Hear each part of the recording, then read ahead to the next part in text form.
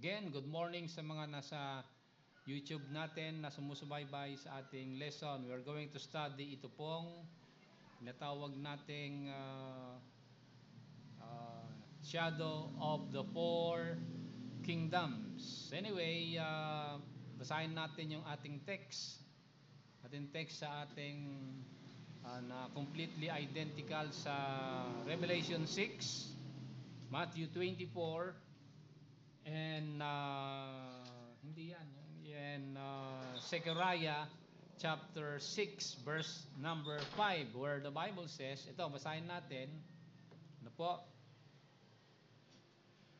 The Bible says, and the angel answered and said unto me, these are the four spirits of the heavens, which go forth from standing before the Lord of all the earth. Itong praise po na four spirits of heaven, and they are enumerated dito sa verse number 6 hanggang mga susunod na passages, ano po. Okay, so again dito makita natin ano po, verse number 3. If we go to verse number 3, andito po yung identical sa Revelation 6. Okay, so if we are going to look at itong screen po natin, I want you to look at our screen and see ito pong similarity sa Revelation chapter 6 verse number 2. Ano sabi diyan sa verse number 2? Okay, verse number 2, a white horse. Okay, so ito po yung topic po natin, ano po, itong shadow of the four kingdoms. What are these four kingdoms na napag-aralan na po natin sa aklat ng Revelation? Andyan yung tinatawag na first kingdom, which is Babylon. The second kingdom, which is Medes and the Persians. The third kingdom is itong Grecian Empire. And then the fourth kingdom, which is the Roman Empire. They are represented as four kinds of metals sa Daniel chapter 2. And then sa mga later chapters of Daniel, they are represented as wild beasts. Ano po? In fact, meron tayong picture dito. Tingnan nga natin, makita natin yung picture natin. Saan na ba yung picture natin? Ayan. Okay. Nandyan yung sa chapter 2, nandyan yung gold, silver, brass, and iron. Ano po? Okay. Four kinds of metals. And they are represented, of course, by four kings, which is Nebuchadnezzar, Cyrus, King Cyrus of the Medes and the Persian. And then pangatlo, itong si Alexander the Great. And then itong pang-apat, itong mga Caesars of Rome or the Roman Empire. Ano po? So again, four kinds of metals, four kinds of kingdom, chapter 2. But in chapter 7, they are represented as four kinds of wild beasts. Itong Babylonian Empire, they are represented as winged lion. Itong mga Persian, and the Medes and the Persian, they are represented as bear. Ito pong Third Empire, itong the Grecian Empire, they are represented as a beast with wings, four heads. Okay, four heads lion at merong wings, ano po. At itong pang-apat na beast itong tinatawag na ferocious beast, ano po, representing the Roman Empire. So that is chapter 7, ano po, of Daniel, ano po. Four kinds of metals, four kinds of kings, four kinds of kingdoms, ano po. In chapter 8, nakita natin dahil the Babylonians were already conquered by the Persian Empire, so we have the Babylonians, and then they are represented itong three wild beast naman, ano po. Yung chapter 8, itong tinatawag na the ram with two horns, mas malaki. Yung isang sungay niya mas maliit. Yung isa representing the superior power of the Persian Empire over the Medes. And then itong pangatlo, itong tinatawag na goat, ano po, with notable horn, representing the Grecian Empire. And then yung pangatlo, ito pong the ram, itong beast na meron pong four horns, and then nagkaroon ng little horn. So that was Daniel chapter number 8. So, ayan po yung ating shadow na makikita natin sa lesson po natin. Ano po? Okay, ito. The shadow of the four kingdoms. So, tingnan natin yung kanilang ito po yung nangyari in the past history, ano po. Siyempre, the past ancient history, what I mean, ano po. Not recent history, yung ancient history, four kingdoms that affected the lives and struggle of the nation of Israel and even the whole world. So, four kingdoms. At sa ating kapanahonan, lumalaganap pa rin yung kanilang influence even in our economics and in politics more so, ano po. But ultimately the religious system of the world is also influenced by these four kingdoms. So the shadow of the four kingdoms, makita po natin sa ating lessons. So, going back to Revelation. Let's go to Revelation chapter 6, verse number 2. Okay, we have here the white horse. Okay, yan, Revelation 6, verse number 2. But in Zechariah 6, verse number 3, makita din natin, and in the third chariot, a white horses. Okay? So, nandiyan din, present din, ano po. Going back to Revelation, verse number 4, andyan, ano po, and there went out another horse that was red. Sabi dyan, ano po. Okay, kanina white, ngayon, red. Sa Zechariah chapter 6 verse number 2,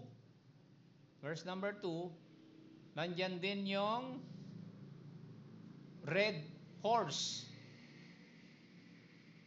Okay, so tignan muna natin yung mga colors nila, yung four colors of horses of the Apocalypse sa Revelation, identical sa Zechariah chapter 6. So nandiyan yung white and then red.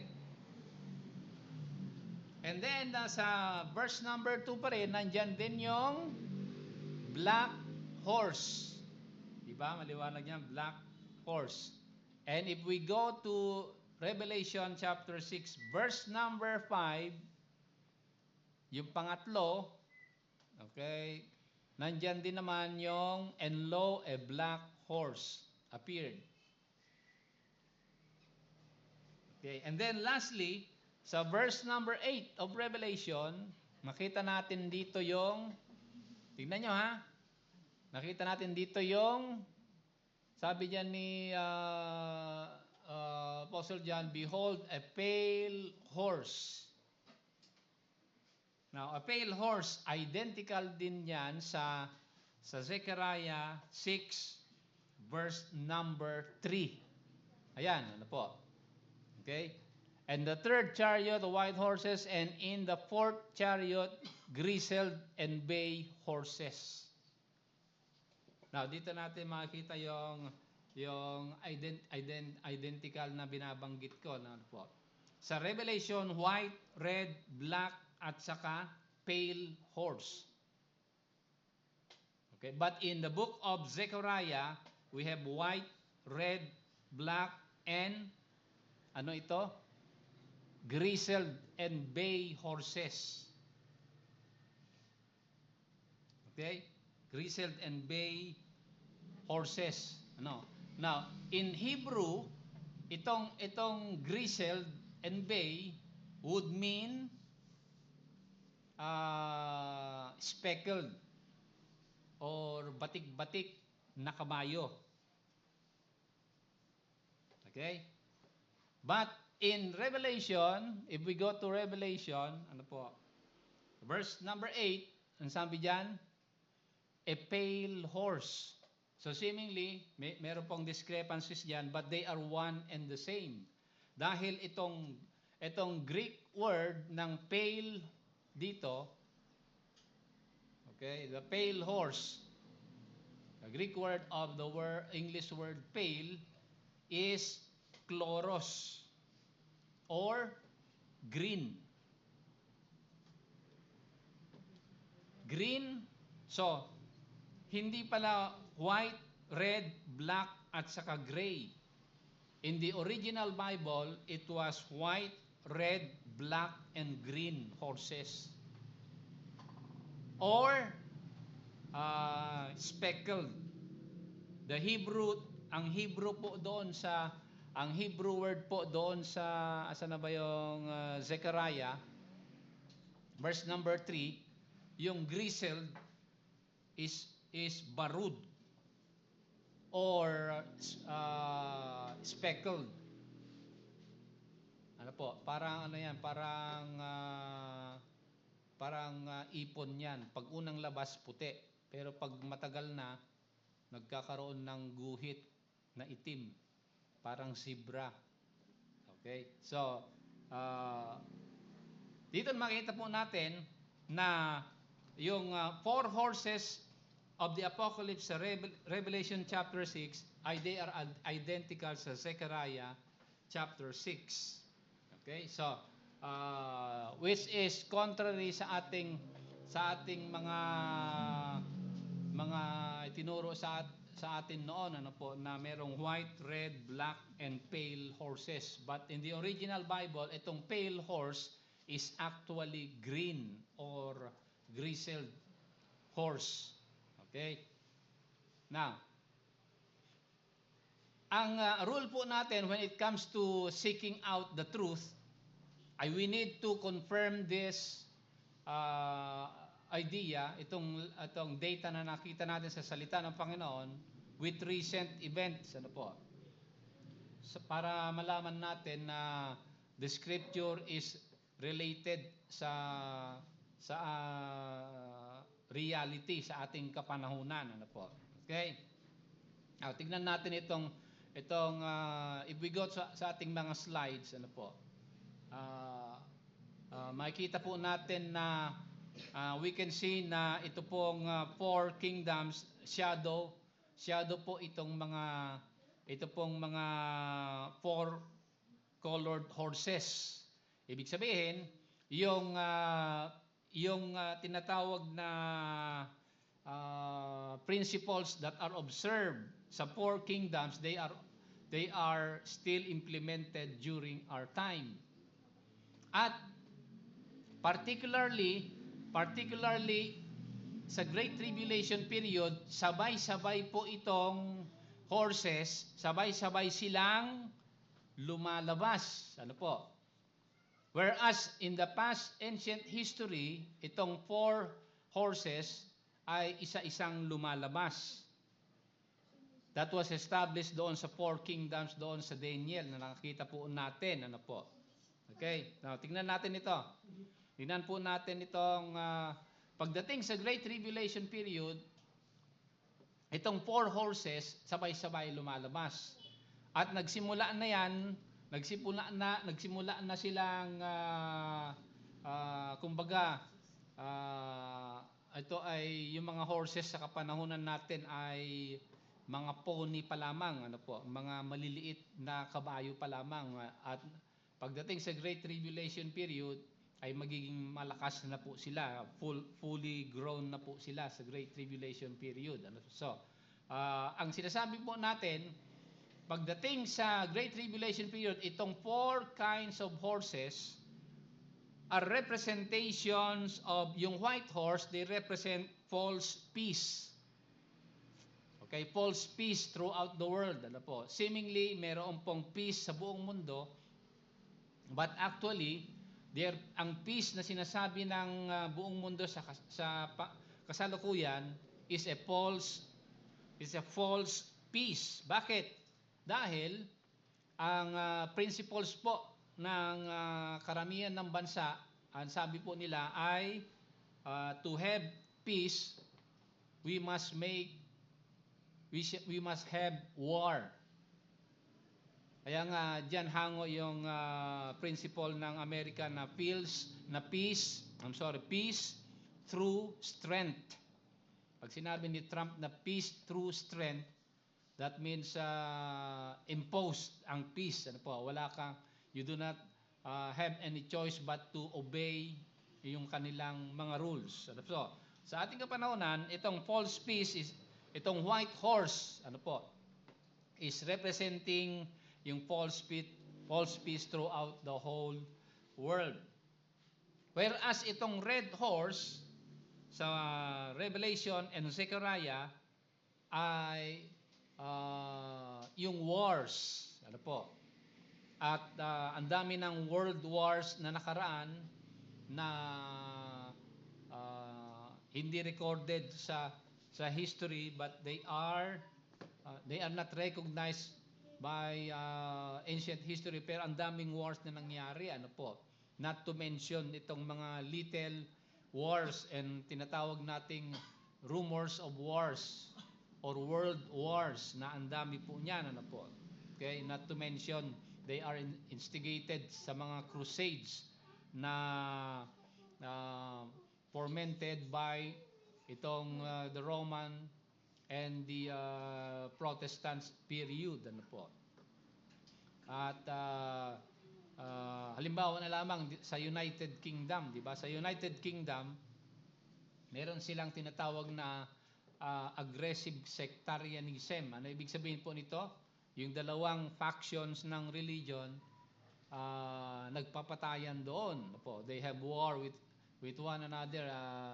Catholics against Protestants. Meron pong we have a not only disagreement but they kill one another. Ano po? Doon sa United Kingdom, Northern Kingdom, sa UK, ano po, actually.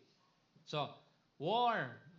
Sabi po diyan sa verse number 4 sa Revelation 6 and verse number 2 of Zechariah chapter 6. Okay, so alam na po natin yan na ito po ay nagsimula, but pagdating po sa Great Tribulation period, itong war na binabanggit sa Revelation ay makita po natin maya-maya na ika-4 na bahagi ng tao sa buong mundo ay mamamatay because of war. Nakasulat po yan sa Revelation. Ano po? Makiputan natin maya-maya. Ano po? And then, pangatlong klaseng horse, itong black horse. Sa verse number 2 of Zechariah 6 and verse number 5 of Revelation 6, a black horse. They represent itong famine. Okay, now let's go to Revelation chapter 6, verse number 5. At titingnan natin, ano ba itong tinatawag po dito na famine? Ano po? And I heard the third and say, come and see, and I beheld a black horse, and he had that sat upon him a pair of balances in his hand. And sa verse number 6, makita po natin, sabi diyan that a measure of wheat for a penny and 3 measures of barley for a penny. Okay, so dalawang klase po ito na dalawang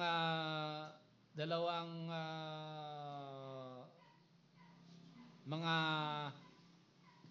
ano ito, mga consumables, ano po. Isa yung bisyo, isa yung kinakailangan, ano po. Una diyan, yung wheat, daily need ng mga tao noon, ano po. At saka itong wine, ito yung they represent itong kanilang mga bisyo, ano po. Or yung mga superfluity ng mga tao nung kapanahunan po na ni Apostle John. So ano ibig sabihin po nito na bakit sinasabi natin na itong black horse represent a famine? Dahil po sa statement sa verse number 6, a measure of wheat for a penny and 3 measures of barley for a penny. Okay, so tingnan natin yung cultural explanation po ito. Ano ba ibig sabihin ng penny? Ano ba yung penny? Ano po? Ang penny, sa kapanahunan ng ating Panginoon ay mabasa po natin yan sa John chapter 6 verse number 7 at saka sa Book of Matthew. Ano po? Meron pa sa Book of Matthew itinuturo, ano po, Matthew 20 verse number 2, Matthew 18 verse 28, Matthew 20 verse 9, Matthew 20 verse 13, Mark 6:37, and Mark 14 verse 5. Okay, they render itong tinatawag na penny. Ano ba itong penny? Okay, actually it is made of a silver. So a silver coin. Ano po? A silver coin na it represent ito pong daily daily wage ng mga skilled worker noon, unskilled worker noon, mga laborer, ano po, sa Matthew 20 verse number 2, ano po, a penny, ano po, ay isang katumbas na sweldo ng unskilled laborer. So ibig sabihin, yung kung magtatrabaho ka, yung isang maghapon mong sweldo, isang araw mong sweldo ay isang penny lamang, ano po. Ano ba ang halaga ng isang penny? Ang isang penny ay sa kasalukuyan, ano po. Kasi nung kapanahonan ng Panginoon, ang meron silang tatlong pera, ano po, yung tinatawag na shekel, o kaya yung lepton, o kaya itong pangatlo, nung sinakop sila ng Roman Empire, yung denarius. Okay, okay, yan yung pag sinabing penny, yan ay katumbas ng, sa kapanahunan natin, ito ay ni-round off na natin, ito ay katumbas ng point, ano ito? $0.0002 ang isang penny. Okay, so ibig sabihin, pagdating sa Great Tribulation period, ang magiging sweldo ng tao, kung magtatrabaho sila, ay isang anong tawag dito? Isang sentimo, 1.6 cent of a dollar. Yun ang sweldo mo maghapon, ano po. Yun yung minimum wage law pagdating sa Great Tribulation period, okay? $1 1.6 six of a dollar ang sweldo mo buong maghapon. So that is not enough para sa iyong mga bibilhin, ano po? Sa inyong mga sa ating mga pangangailangan. Okay. So go back sa ating chart natin. So yan ang ibig sabihin ng a penny. Okay, na binabanggit po diyan ng Book of Revelation, a measure of wheat for a penny. Okay? So, ibig sabihin sa kapanahunan natin, yung isang sweldo mo maghapon ay ibibili mo lang ng isang kain mong bigas. So, ganun kahirap. Kaya, itong black horse, it represents famine pagdating sa Great Tribulation period, mga kapatid. Okay, so, and then pang-apat, itong pale horse. Ano po? Yung pale horse, pagdating sa verse number 8. Let's go to verse number 8. Sa verse number 8, ano sabi po dyan? Ito, a pale horse. And his name that sat upon him was death, and hell followed him with him. And power given unto them over the fourth part of the earth. So ito yung binabanggit natin kanina, yung ikaapat na bahagi ng mga tao sa buong mundo ay mamamatay po sila sa pamamagitan ng war or sword, hunger or famine, death or disease or pestilences. Okay, so ikaapat na bahagi ng mundo ay mamamatay, ano po. And then pagdating sa kasagsagan ng Great Tribulation period, puntahan natin sa kasagsagan ng Great Tribulation period pagdating sa chapter 9, verse number 5. Okay, basahin natin ito sa Revelation 9 verse number 5. Ito, okay, yan. And it was given that they should not kill them, but they should be tormented 5 months. Okay, so ito yung kasagsagan ng Great Tribulation period.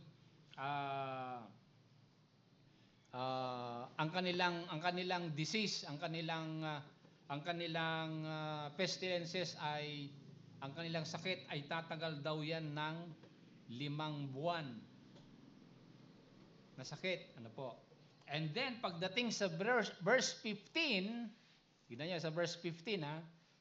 Sa verse 15, 9:15, ayan. Tignan niyo ha. And the 4 angels were loosed, which were prepared for an hour, a day, and a month, and a year, for to slay the third part of men. Okay, so tingnan natin yung ating chart. Sabi ko kanina, di ba? Pag lumabas yung pale horse, ang mamamatay doon sa pamamagitan ng war, hunger, and disease ay ikaapat na bahagi. So pag lumabas po itong pag full blown ang Great Tribulation period, mamamatay naman yung ikatatlong bahagi. So ilan na lang ang natitira ng tao sa buong mundo. Ito ay worldwide po ito sa Great Tribulation period, ano po. So pag lumabas yung pale horse, ikaapat na bahagi mamamatay, sabi doon. Pag full blown na yung Great Tribulation period, yung ikatatlong bahagi mamamatay din. So ilan na natitirang mga tao sa buong mundo? Kalahati na lang, di ba? Kung merong 4 na tao sa buong mundo, pag lumabas yung pale horse, isa mamamatay. Pag sa kasagsagan ng Great Tribulation period, isa na naman ang mamamatay. So ilan na lang ang natirang tao sa buong mundo? 2 na lang. Okay, so i-multiply niyo yan dahil maraming tao sa buong mundo ngayon. So kung meron po tayong sabihin nating 70 million na mga Pilipino o yung ikaapat na bahagi nun, pag lumabas yung pale horse, mamamatay. And then pagdating sa Great Tribulation period, yung ikatatlong bahagi, mamamatay din. So, kung 70 million ang Pilipino ngayon, pagdating ng kasagsagan ng Great Tribulation period, 35 million ang mamamatay na mga Pilipino. So this is worldwide, mga kapatid. So nakita natin na ito po yung shadow of the four kingdoms that they will be implemented at the Great Tribulation period at the same time. In ancient history, isa-isang lumalabas itong mga curse na mga horses.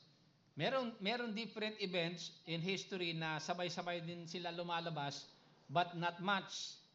Pero pagdating sa Great Tribulation period, ito po ay sabay-sabay na mangyayari. Ano po? At at that time, kalahati ng population ng buong mundo ay mamamatay. Ano po? Okay. So, tingnan natin.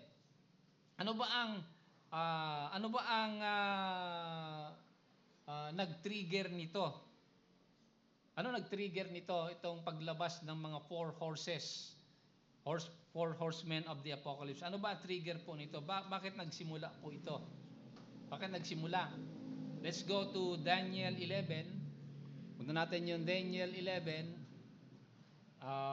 verse 40 and 41. Ano po? At dito makita natin ano yung nagpasimula po nito sa Daniel chapter 11, verse number 40. And verse number 41. So ito sinasabi na salita ng Panginoon, Daniel 40. What triggers itong four horsemen of the apocalypse? Verse 40. Verse 40 na ba ito? Ay, hindi pa. 40 and 41. Ayan. 40. Hanggang 41. Ano po? Okay, ano sabi diyan? At that time of the end, pag sinabing the time of the end, that is the Great Tribulation period, shall the king of the south push at him, and the king of the north shall come against him like a whirlwind. So ito yung prophecy about Antiochus Epiphanes. Ano po? Itong ito yung ancient history, ha? Ito yung ancient history that will be repeated in the near future. Dahil in the Bible, prophecy is a repetition of pattern set by the Lord. Ano po? So ito makikita po natin ito. Ano po? So itong king, sa ancient history, itong king of the south, that is Egypt. Yung mga Ptolemies of Egypt, king of the south. South dahil ang point of origin po natin dyan is the nation of Israel. So south of Israel is Egypt. The king of the north then, north of Israel, is Syria. Okay? Shall come against him like a whirlwind, with chariots and with horsemen. Okay, this was the ano ba yung old name, the Roman Empire. Ano po? Nakalimutan ko yung old name of the Roman Empire. And with many ships he shall enter into the countries and shall overflow and pass over. Sabi po diyan, mga kapatid. Ano po? So this will be repeated during the time of the Antichrist. When the Antichrist will be revealed, okay, tinatawag po dito, the Antichrist hill is coming from the king of the north. Okay, so the king of the north coming from Syria. Sabi ng Bible, ang origin ng Antichrist is from Syria. Kaya babantayan natin yung mga kaganapan sa Syria, the northern kingdom, northern country, northern part of Israel, ano po. na active po ngayon yan, ano po, yung tinatawag yung may mga events diyan that are fomenting the arrival of the Antichrist. Kaya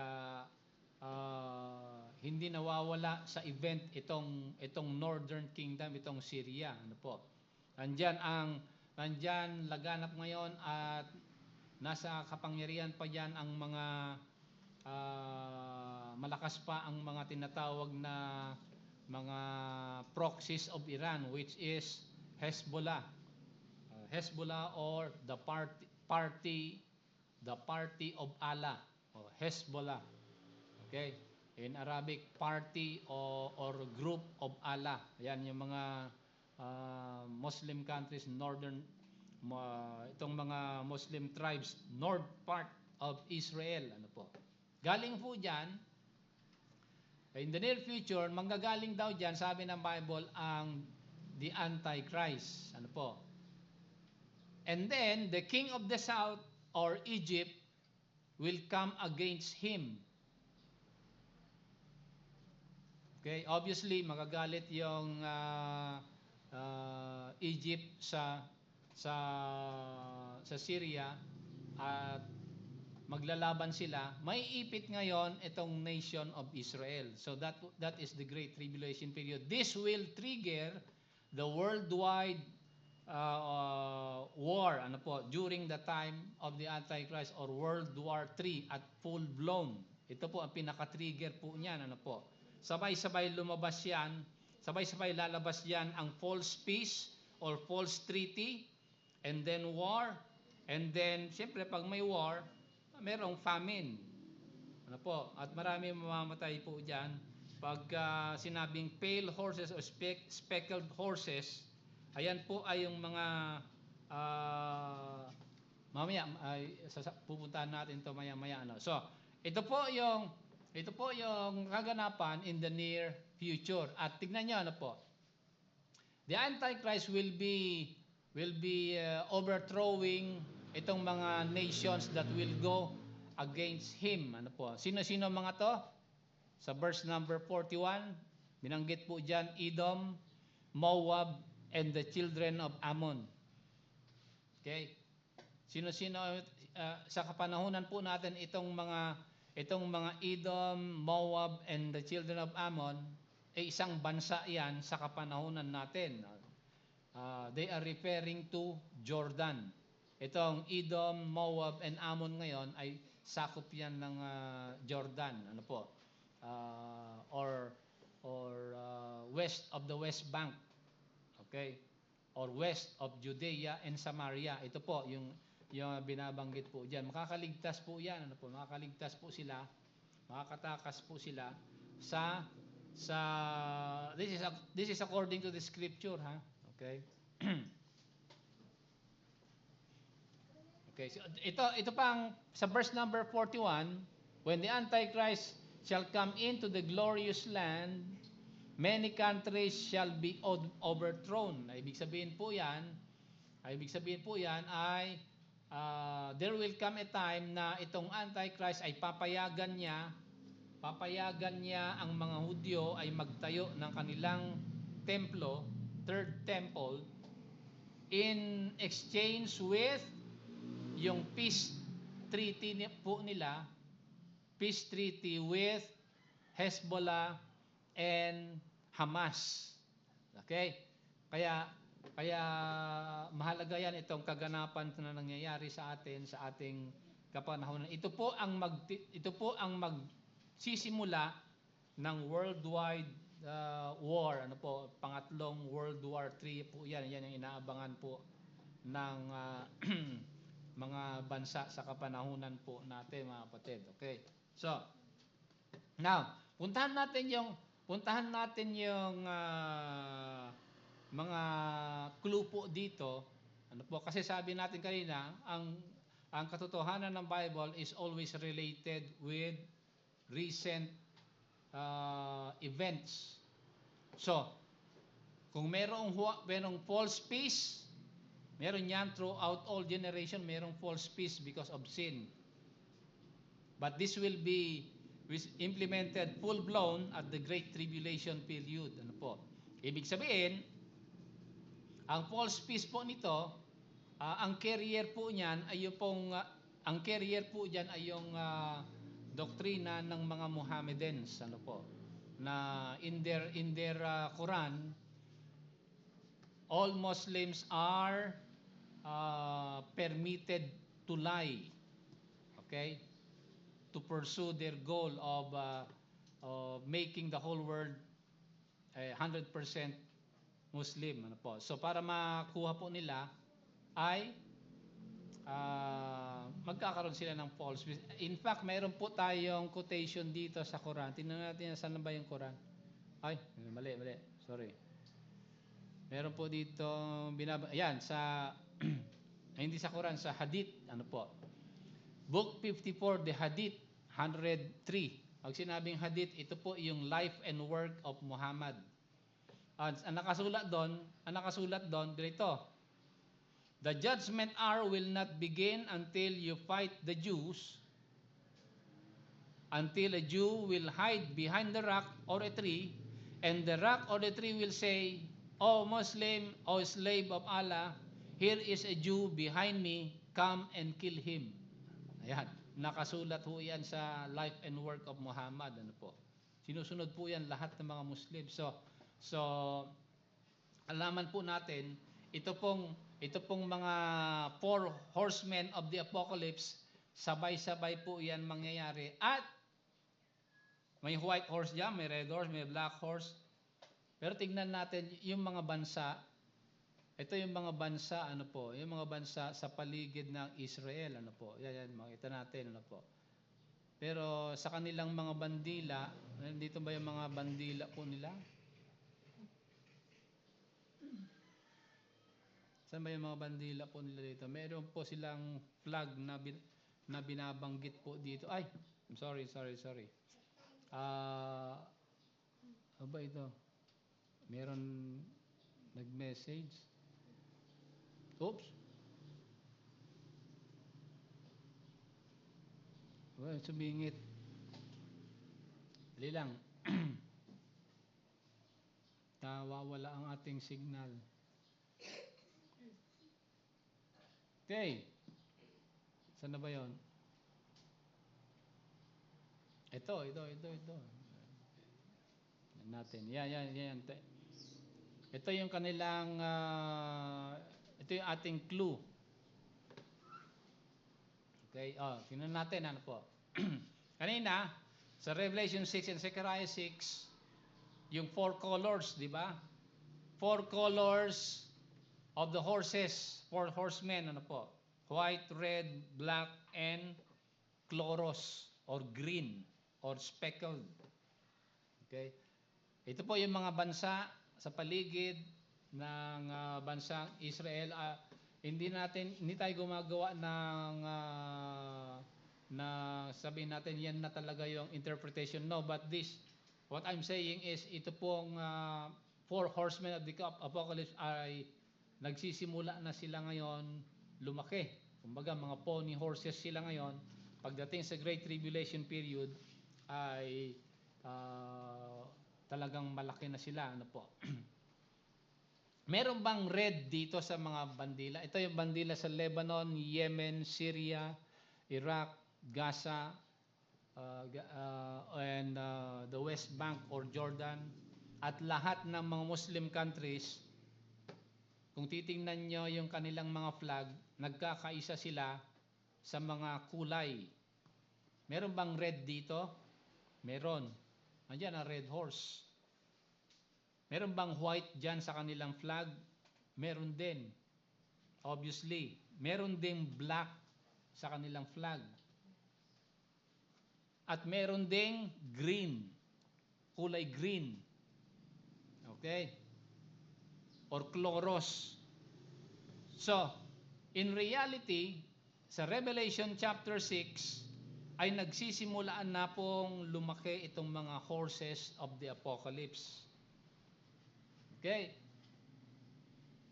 Kaya nga, masasabi natin, tingnan natin yung kanilang Asan na ba yung kanilang statement dito? Meron pa silang statement. Okay, nabasa na po natin yan. Ano po?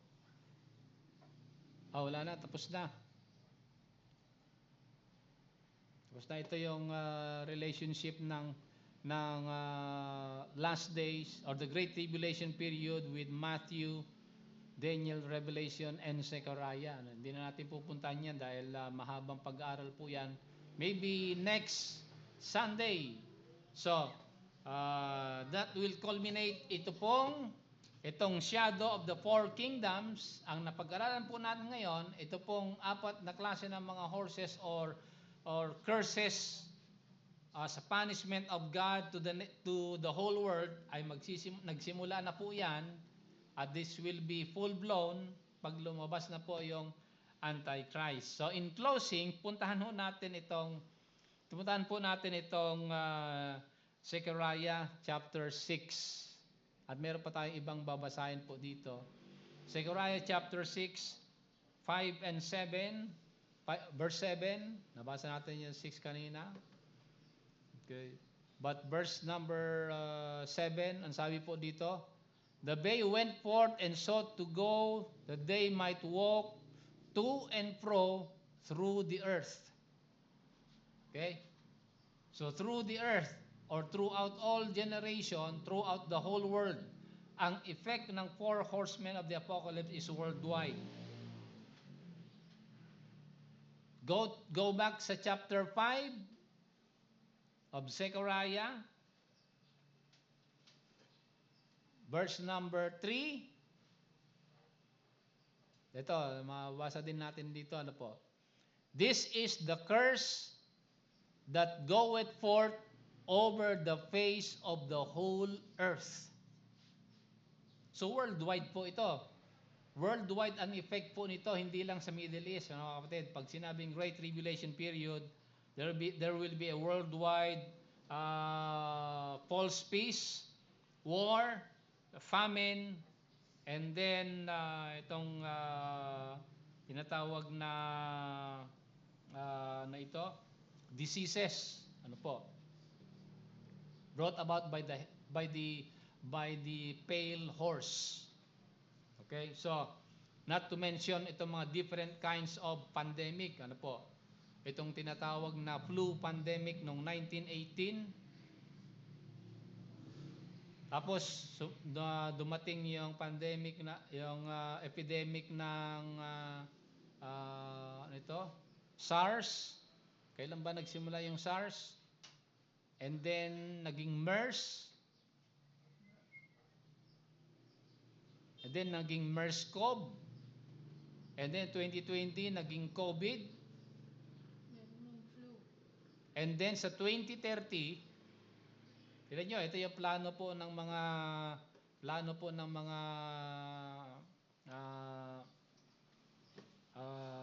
hindi makadiyos na tao, ano po. Sa 2030, sabi nila, sana hindi mangyari, lalabas yung susunod na pandemic sa 2030. Okay? So, katulad din ng 2020, hindi inaasahan yan ng buong mundo. Ganon din sa 2030, hindi rin inaasahan yan, hindi ibinabalita yan. Ano po? So this is the curse that goeth forth over the face of the whole earth. Sabi po dyan sa verse number 3. Verse number 6. Okay, again, itong resemblance na ito, this wickedness, ano po? Yung wickedness na binabanggit po dito, ano po? Saan ba yung wickedness po dito? This is he said, moreover, this is their resemblance through all the earth, worldwide din, ano po. And lastly, verse number 8. Sabi sa verse number 8, ayan, and he said, this is wickedness, and he cast it into the midst of the ephah, and cast the weight and laid upon it, upon the mouth thereof. So this wickedness, itong curse na binabanggit po dito, worldwide po effect niyan, mga kapatid. Worldwide effect po niyan, that will be triggered by the Antichrist, sabay-sabay po yan, ano po, as a punishment of men na do not receive the Lord Jesus Christ. Ano po? So, this morning, if you do not have the Lord Jesus Christ in your heart, pag di pa kayo tumatanggap sa Panginoon, tumanggap kayo sa Panginoon dahil nagsimula na po itong mga 4 horsemen of the apocalypse.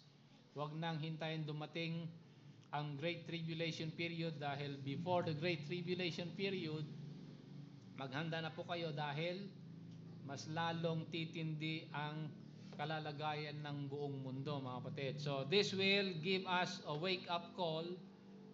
Nakita po natin from ancient history, from Daniel, sa book of Daniel, itong mga 4 kingdoms which are similar dito po sa mga 4 horses, but they are to be implemented at the same time. Binabanggit ng salita ng Panginoon na the Great Tribulation period as dubbed sa Old Testament as Jacob's trouble for the punishment of their sin. And the whole world will be affected. So if you do not have the Lord this morning, this is the good opportunity na kayo po ay tumanggap sa Panginoon. Papasukin niyo ang Panginoon sa inyong mga puso para po sa inyong kaligtasan, mga kapatid. Okay, so see you again next Sunday sa ating pag-aaral po natin, and may God richly bless you. Closing prayer.